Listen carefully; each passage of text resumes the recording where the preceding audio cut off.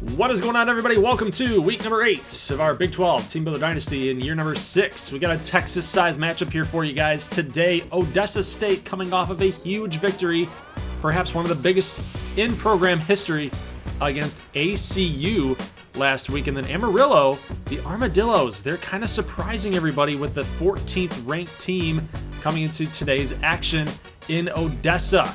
You can see the scoreboard glitch there on the bottom of your screen that will get fixed on the next possession, namely Amarillo's next possession. But we got a little ways to go for that, right? 3rd and 17 after a sack, and then they're going to pick up a nice chunk of yardage here, but unfortunately not get the first down. So there you go. The scoreboard is fixed now. That will happen a couple times in this game, I do believe. Amarillo is sporting their former 5-star prospect and number 1 quarterback prospect, Justin Davis, number 5 here. And for the last couple weeks, he has not looked like a number 1 prospect. He has not looked very good. But so far against this Odessa State defense, he seems to be carving them up here on the very first drive for the Dillos. So we got a couple first downs for the Armadillos here. They're going to be just close for a first down here on 2nd and inches after a nice reception by Brandon Lee.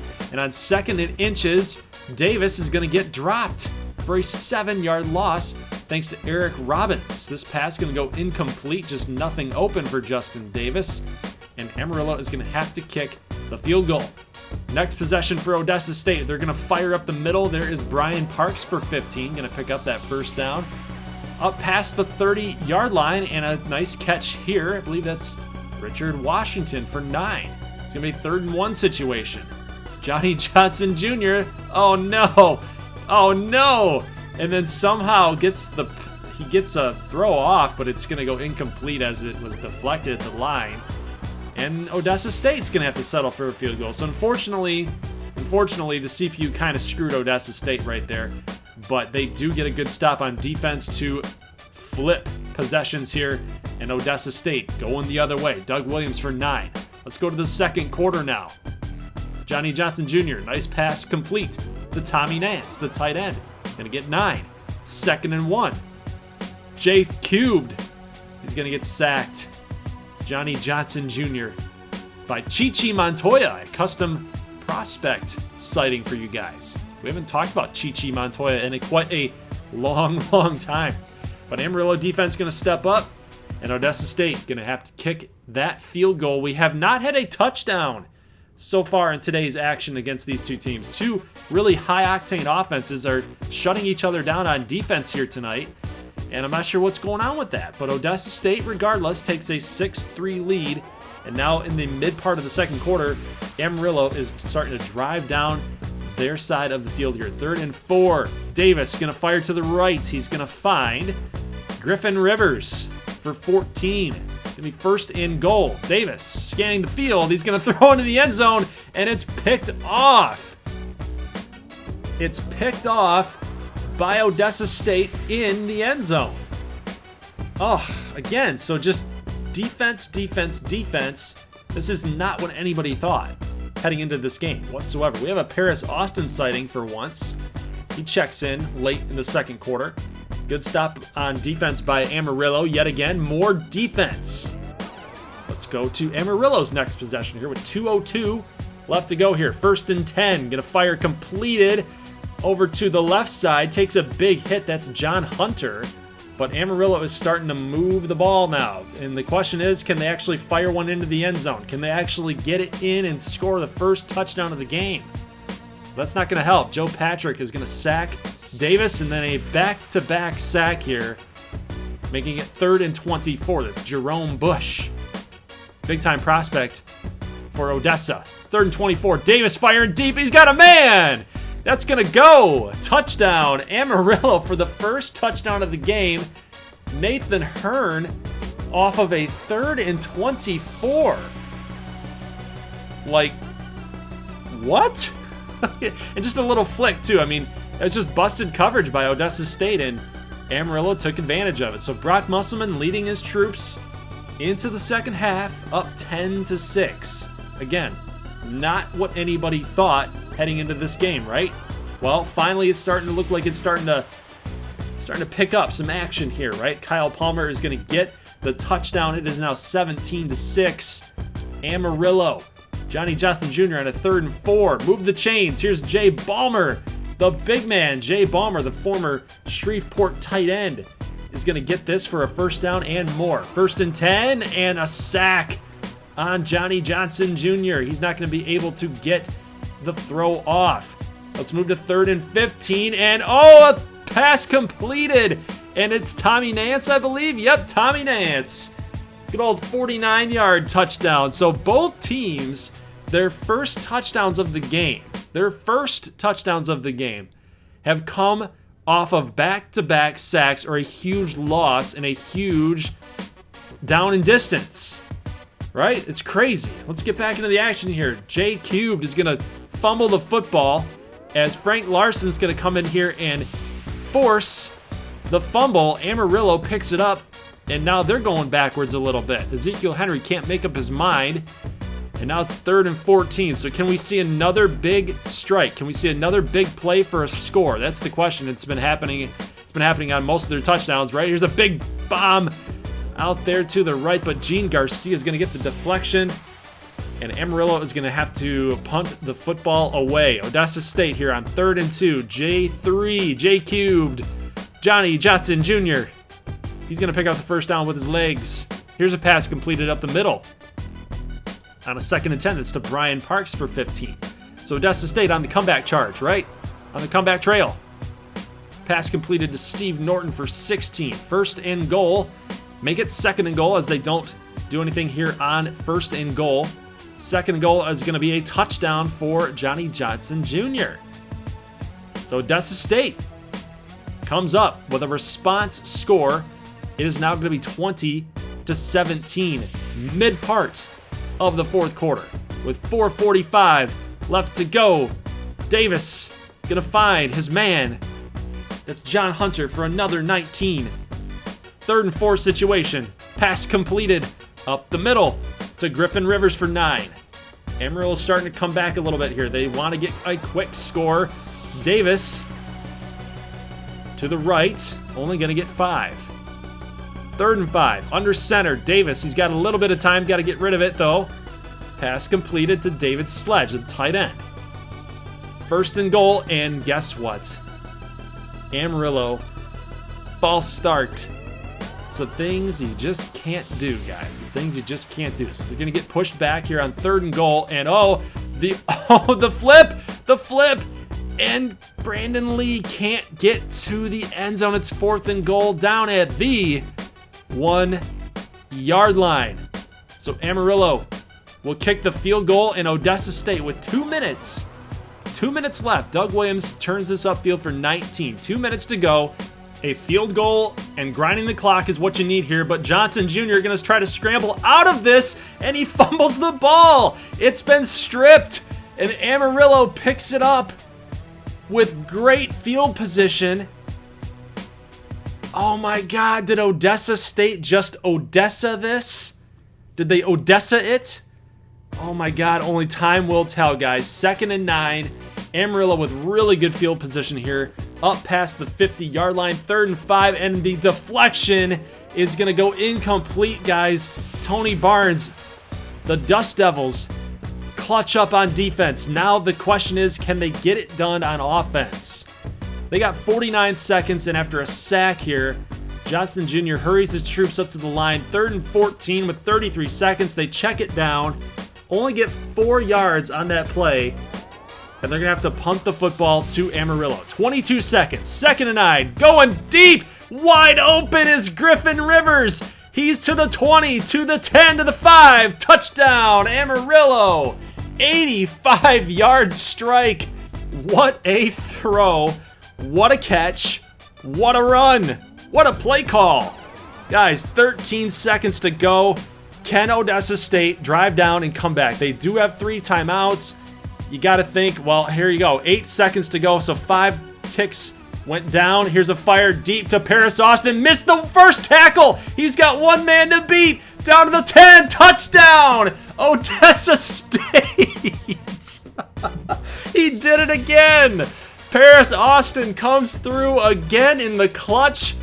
for Odessa State. This is the second time in his career that he has come up huge in the waning seconds of these games. Oh my goodness. Touchdown Odessa with no time left on the clock. It is 27-27 as we go into overtime. 3rd and 5 situation, and the ball is going to get dropped here. And Odessa State, unfortunately, after all that momentum, they're going to have to settle for a field goal. Got to come up on defense here against Justin Davis and the Dillos, and they get the sack. So guess what, Amarillo, you got to kick a field goal here. You got to get it to bang it through the uprights. It is up, and it is missed. He missed it. He pushed it to the right. Oh my God. What a game. What a game. He just missed by inches, and Amarillo is going to lose the game. After all, they did everything they did. Everything they did was right. They did everything right. They threw up the Hail Mary. They threw up the big streak, whatever. Griffin Rivers touchdown, and then Johnson Jr. with one play. They got that kickoff at 13 seconds, ran some clock off, right? 5 seconds. 8 seconds to go. Call up one play, and that was the one that kept Odessa State in it, and that's pretty much what won them the game. Absolutely crazy game down in Odessa State. They're becoming one of my more favorite teams to cover in this Team Builder series because not only do you have the Braxton-Austin drama, but you also have just fun games. They play in a lot of really good games, guys. So I'm really excited about Odessa State this season. They're on a little bit of a comeback trail of their own right after a couple losses in the season. But let's get into this matchup here. Nebraska State and Arkansas Christian. ACU ended up losing to Odessa State, right? Well, Nebraska State, they watched that game film. They know exactly how to beat ACU, and they know what Odessa State was able to do on offense, and they're trying to replicate that. They're trying to do some things and be aggressive and use that aggressive style of play calling that Odessa State likes to implement, but it's not going to work out here on 3rd and inches. So Mitchell Hinsky makes an incredible play there on the tight end, Cody Joseph, and it's a 4th and inches situation. And remember, we talked about Nebraska State trying to be aggressive. Be aggressive. Be aggressive. That's what they're singing in the cheerleaders, right? Well, hey, that's something to get pumped up about right there. Derek Smith for 13 down the sideline.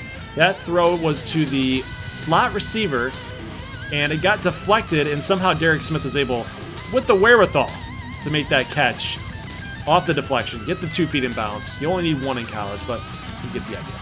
Great catch. 2nd and goal. Dante LaBelle going to get the toss, and he's going to only pick up 2 yards. Looks like we're down near the 1 yard line or the 2 yard line, and we're going to try to get Corey Hargrove to pound it in, and he's going to get stopped in the backfield for a 2 yard loss. That's Oliver Rited. No, he's not overrated, especially after that play. 1st and 10, going to turn into 14 yards there from ORPHEUS McConnell, the quarterback for ACU, and Lucas Rivers. Thaddeus Muckleroy, the tight end, is going to get 13, and it's literally only taken ACU about 4 plays to get to this point in the field. Muckleroy going to pick up 8. Turns into 2nd and 2. They will pick up that 1st down. McConnell finds Muckleroy once again. That's a 10-yard touchdown. 5 of 5 for 65 yards and a score for ORPHEUS McConnell. So basically, what you need to garner from that is ACU has a quick strike offense against this pretty suspect secondary in Nebraska State. And we don't take care of the football very well. Some things have not changed despite me playing as Nebraska State. It doesn't matter. It doesn't matter if it's me. It doesn't matter if it's my bro. Nebraska State, it is what it is. We're slow. We're unathletic. Our defense is suspect. And ACU's just better and they're more talented. It's a huge fumble, turnover, touchdown, scoop and score for ACU. Big play here for Derek Smith, 32 yards. But there's one thing about Nebraska State that we do very well. It's throw the football. Check out Seamus O'Regan here on a little button hook route. Gonna pick up the 1st down. 3rd and 3. We need a quick drive, and it looks like that's what we're getting here. 3rd and 3. Bubba Pass complete to Cody Joseph. Gonna pick up the first down. We are near about the 2-yard line. First and goal. Bubba, he's glitched out. Oh, he fumbled the football, but they are gonna say it was actually an incomplete pass. He's gonna get hurt on the play, and he's out for the rest of the game. He will not return, guys, and it is now up to Cody Henderson, the left-handed quarterback, the backup for this Nebraska State team. And he's not going to get this pass off. He got pressured to Kingdom Come here. Third and goal, play action. Henderson fires to Seamus, and he somehow made the catch, the back shoulder throw. That's a nice hookup between Seamus and Cody Henderson for the touchdown for the score. And he took a pretty big hit there, but so did Seamus O'Regan, and he seems like he always takes big hits. Jacob East is going to miss his assignment here on Aiden Mitchell. That's going to be good for 25 yards for ACU. Hurry up offense here on a 3rd and 2, and they're going to hand it off to David Danowski, who busts off 2 tacklers. Ungermeyer can't make the tackle either. He's going to need help. And David Danowski, in last place in the Heisman voting, is really showing off his stuff, kind of like Toby Gerhart. He feels like a Toby Gerhart type so far to me, at least in year number 6. McConnell's going to pick up this first down, 1st and goal. Nebraska State needs a big series here on defense to hold them to a field goal. That's really the goal here. You get down 21-10 with 1:45 and they get the football at the start of the 3rd quarter. That is not a good situation here, but Aiden Mitchell's going to make this catch at the goal line. That's going to be good for 3rd and goal. Down at the 1, McConnell is going to get stuffed by Eric Washington, who's always making big plays back there at safety. We do call a timeout. ACU will kick the field goal.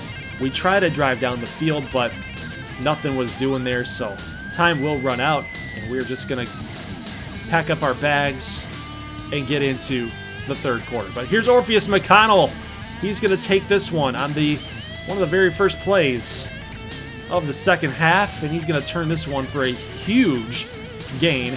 And again, just some things don't change, guys. We can't get off our blocks and we can't tackle. Nebraska State cannot tackle. David Danowski for the touchdown, the big run, and he's solidifying the case that he needs to be up in at least the top 3 of Heisman voting. He gets a touchdown here, and it's now 24-10. ACU, Nebraska State, trying to come back with their backup quarterback. It's going to be a tough road to hoe, but that's a good start. Cody Joseph with the first down. First down here to Jeff Anderson. Takes a couple big hits, but he's going to get 12. Let's move ahead. 3rd and 1. Corey Hargrove. Red Seas have opened up for him. He takes a big lick, but he's going to get 15. 2nd and goal here for the lefty Henderson, and he's going to find Derek Smith, the senior. Might have been a late hit there, but no call. But Henderson's 7 of 11 for 2 scores and 69 yards. So he's been madly efficient. Maybe even a little more efficient than Bubba Robinson. Dare I say it. Well, 1st and 10 situation, looking for big hits here. Ungermeyer misses the tackle. Dixon can't reach. He can't get him. He can't get him down. Oh, and Orpheus McConnell's going to take this for 72 yards. You read it right. You read it right. 72 yards. Some Prairie Dogs were getting a little too greedy here. 1 missed tackle. Looking for the big hit. Nope. Looking for the big hit. Nope. And the rest is history. All right. Well, we're going to need a big play. Dante LaBelle is going to give us what we asked for, but he's not going to be able to beat that safety coming on over. He's going to make the big hit, but LaBelle will get 27. He only has 46 on the entire game, guys. So that average has not been looking pretty good before that big run. Firing this one deep. Not going to go completed. 2nd and 10. Henderson's going to find Richardson, the backup tight end, the number 2 tight end, and we're going to get a first down here. So we're moving the chains, but on 3rd and 13, this is a big play here, and we're going to find up the middle Derek Smith for 21. He will get stopped short. 1st and goal. Here comes LaBelle. He got it 1 man to beat. Not going to beat him. He's only going to get 1 there. 2nd and goal. Here's Hargrove. He checks in, and you know Hargrove is like an end zone maestro, man. He always finds the end zone. He's able to get the call there and get that touchdown. So we come back 31-24 late in the 3rd quarter. Let's skip ahead to 2nd and 10. ACU with 30 seconds left to go. Rivers is going to make this catch, but he only going to get 2. 3rd and 8 situation. McConnell, it's a screen play, and we clean that up perfectly.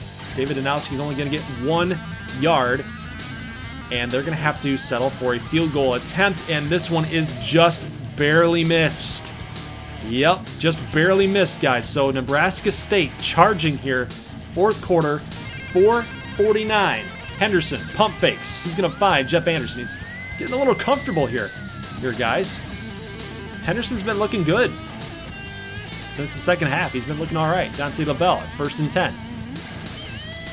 Tech for a loss. 2nd and 11. Doesn't like what he sees as they're overloading the left side, so Henderson going to try to get this off because nothing was open, and luckily avoids the sack. 3rd and 11. Big play here. You can get a first down without scoring. 3rd and 11, and he's going to find Jeff Anderson. Touchdown.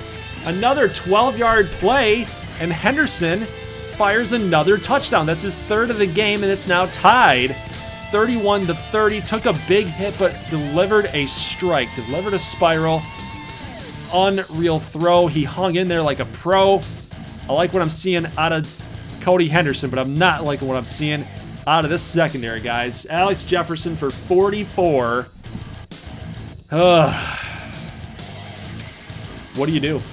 What do you do? Our safety did not get back there. He was covering the middle of the field, not the sideline. So Nebraska State, Cody Henderson, backup quarterback, you're going to have to try to find a way to get another touchdown, man, to keep hanging in there. 38-31, you got time. You got time still. 3 timeouts plus 2:05. You got time. Interception. Interception. Cody Henderson fired that one into double coverage. Thought he read that play perfectly, but it was not to be. And then David Danowski grinding that clock down, looking for another score. Make this a 2-score game here. He's got blockers up in front. Nobody can tackle him. And he gets the 13-yard score. And ACU is going to clean up this game and get the W. And just to show you guys exactly how this thing ended, Seamus takes another big hit, and he fumbled the football in this rainy conditions. It was a tough task. It was a very, very tough task. Nebraska State held their own in this game, but just could not tackle the brute David Danowski. They couldn't cover Alex Jefferson. Couldn't get off the big maulers, the big-time blockers on their offensive line, and the rest is history. Plus, using a backup quarterback to try to win against ACU is very, very tough. So, kudos to Nebraska State for hanging in there, but getting another loss, not going to help their conference standing. So they need a little help if they're going to try to get a conference title, seeking their first in this series. All right, let's move on here to number 8 versus number 9. Shreveport against McAllen. Shreveport coming off of a loss last week against the Amarillo Armadillos. And it was a tough loss. It was a tough one for them. Shreveport never really plays that well on the road. They do most of their damage at home, but this is a big game for this program. Tyler Akonma with the sack here, and then Camden Tucker going to clean this up, and Billy Adams now sacked twice to push it to 4th and 23. Kerry Ashley had himself a tough game against Amarillo, and it continues here as one of his first throws of the game, and it's going to be picked off. It's going to be picked off, and it's going the other way. McAllen is up past their own 50 now, and at 3rd and 4, and it's going to be completed as Abraham Young gets 14. But what I wanted to say is that if Shreveport wants to take this program to the next level, they're going to need to have plays like that. They're going to need their defense to step up, which is a very good unit this season, but they're also going to need to get wins on the road. And they're going to need to get prime time and big game W's on the road. And that's obviously a very, very tough thing to do. That's why good teams are good and bad teams are bad. In order for them to take that next step and really hold on to that number 10 or that top 10 ranking that they have here and really push this program to possibly get into a BCS bowl game, they're going to need to do some things, especially in this game, and really impress the voters. And right now in a 3rd and 14, Not looking too hot. They're going to have to get a big-time play here from Kerry Ashley. They need big plays from their quarterback as well. So Jacob Canatella only going to check down and get 7 here. Shreveport will kick the field goal. Moving to the mid part in the second quarter here, Billy Adams is going to turn this one up for a first down. He had the option there if he wanted it, but he's going to take it himself. First and goal, and Billy Adams is going to take the long route. Take the long route in. But he is going to get that touchdown for 4 yards, and McAllen is on top, 7-3. Let's see what Shreveport can do in response. Rob Jackson, look at him go, baby.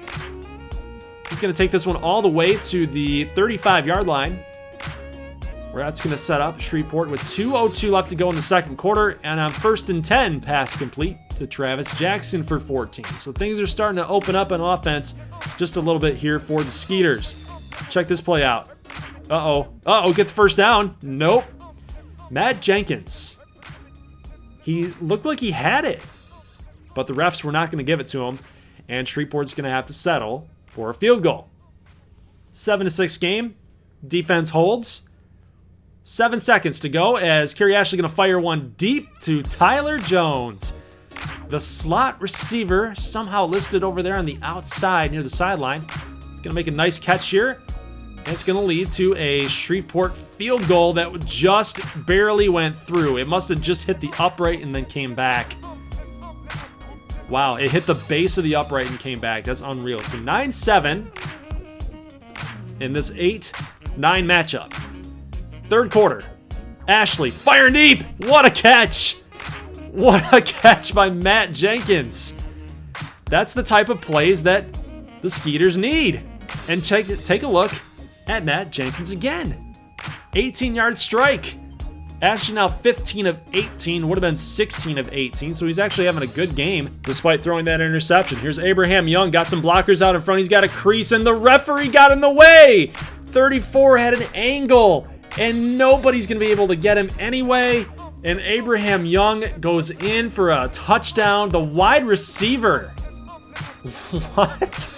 You're not going to be able to see it here on this replay, but oh man, 34 had a shot to go get him, and the referee blocked him from advancing there and getting that angle to go get him. So Abraham Young goes in for a touchdown, and McAllen pulls a little bit closer. It's 16-14 after a sack. Ashley is going to find Jenkins again for 19. So they pick up the first down. 2nd and 3. Ashley's got some time, and he's going to go firing out deep to the left. And that is going to be Jenkins again for 37. So they've got a little bit of a rapport here, some chemistry. But 2nd and goal, and Ashley, you got to get rid of the football, man. They're coming. They're barreling in on you, man. That's John-Luc Martin, custom prospect. You got to get rid of it. And then Owen Green comes through and gets the sack. Shreveport is going to kick a field goal. 19-14. Adams on 2nd and 7. Nothing doing. 3rd and 7. Looked like a possible screen play there, but the good pressure by Shreveport. McAllen's going to have to punt the football away. Nope, just kidding. 4th and 7. They're going to have to go for it. They could have punted it. They could have punted it, but they go for it here with 5 minutes to go. Pretty gutsy play call. 3rd and 8. Buckley going to go down. That's a 4th and 10 situation. Do they go for it here? They won't. They're going to try to kick a field goal. This is a pretty long field goal. Can he get it? Does he have enough leg? He missed it. So he missed it short and a little right. So Shreveport with 3:41 to go. They have a shot here to put it away. If they just grind some clock. It doesn't look like they're going to with 28 seconds on this play clock and almost picked off, but somehow caught by Tyler Jones. How did they miss that? McAllen. Oh my goodness, McAllen. Touchdown, Rob Jackson. I don't know, man. I seem to talk about it a lot, but what do you think, guys? Is it McAllen or is it Midland State that just screws things up? I think it's pretty close. Billy Adams trying to force this throw to come back, and that wasn't going to happen. So the kicker, Dominic Dorino, is going to be the player of the game. Shreveport gets the W, guys, and that was a pretty solid win. It was a pretty solid win. I just never trust McAllen in those type of situations, and I think it was a good pick if you guys picked Shreveport. Pretty gutsy though, being on the road.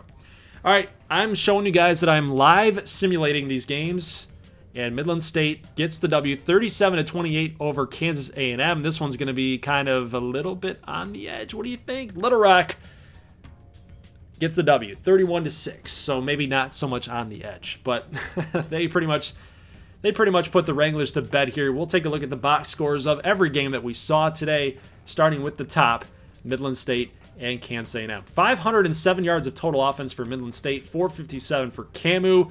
Couple turnovers for Kansas A&M probably are what cost them this game, only losing by 9.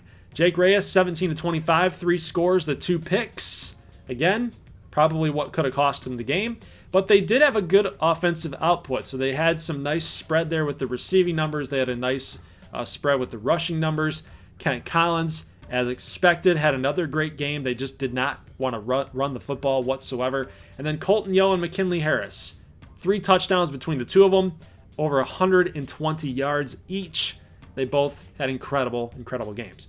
Speaking of incredible games, Odessa State pulls off another, I don't want to say upset, but it was a very good game. It was a very classic style of game here between Amarillo and Odessa State. Johnny Johnson Jr., despite all the hate that he's gotten from me and other people in the community, he had 81% passing completion and 40 of 49. Paris Austin went crazy. Again, 7 catches over 120 yards and a score. And Justin Davis wasn't bad either. 32 of 40, 382, 3 scores, 1 pick, and 80%. They didn't really run the ball, but they were pretty effective when doing it.